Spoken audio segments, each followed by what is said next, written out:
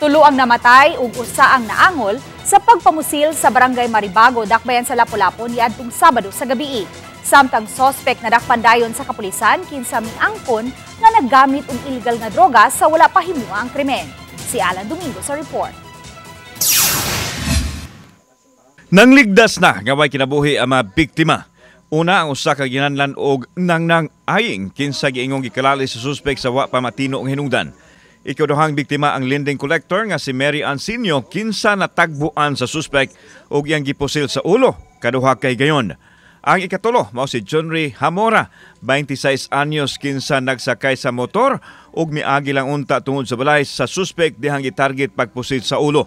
Gikan lang unta nagpalit og tambal ang biktima alang siyang 2 anyos nga anak nga dunay balatian. Nagpalit na siya tambal niya.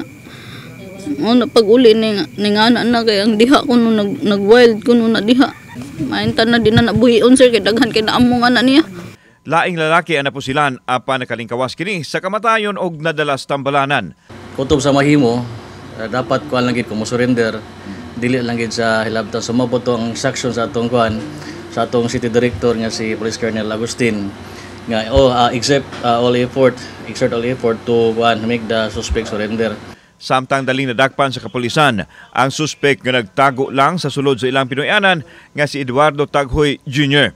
Human sa negosasyon ini, gihulagway sa hepe sa Station 2 sa Lapu-Lapu City Police Office nga nag-hallucinate na ang suspek dihang naaresto. Posible matod pa nga ubos kini sa illegal substance. Makita man nato sa iyahang actuation karon nga murag kuan gyud siya kanang nag-hallucinate na siya.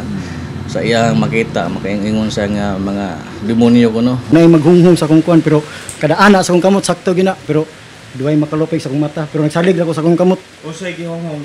Dili siya hunghong basta maana akong kamot panuway na. Samtang atol sa interview sa Balitang Bisdak, ang suspek may angkon nga nagamit siya og illegal drugs sa wa pa mahimo ang krimen. Hay kay kanina. Buwa ko itog pero di kay ko hay kay di man ko mahaya ng drugs kanang di man ko sa normal naman ako. Pila man kay kuan nimo nagamit? Di man yung daghan kayo. Pagka matay nila wa jud ko maluoy. Kay ang gihong nga katulo pasilon sa ang mga panuway. Nasayran nga tulo ka higayon na nga nabilanggo ang suspek tungod sa kalambigitan sa illegal nga drugas. Ang igsuon sa suspek may kondenar sa gihimo nini ngadto sa mga biktima ug sila mismo gustong madugta kinis bilangguan. Dugay na matod pa nga naghatag kanila og problema ang ilang igsuon nga nabutang usab sila sa peligro tungod sa bisyo nini. Yang sala iyag yun ng bayran sir kay wa jud mi nagtolerate kay bisag ako naaman sa kuy anak pero grabe kay sir pagkabalo na ko ngayon anak grabe. Mura ko gikumot ang akong kasing-kasing kay ang amo biyang ginikanan wa ba jud nagtudlo nga inana.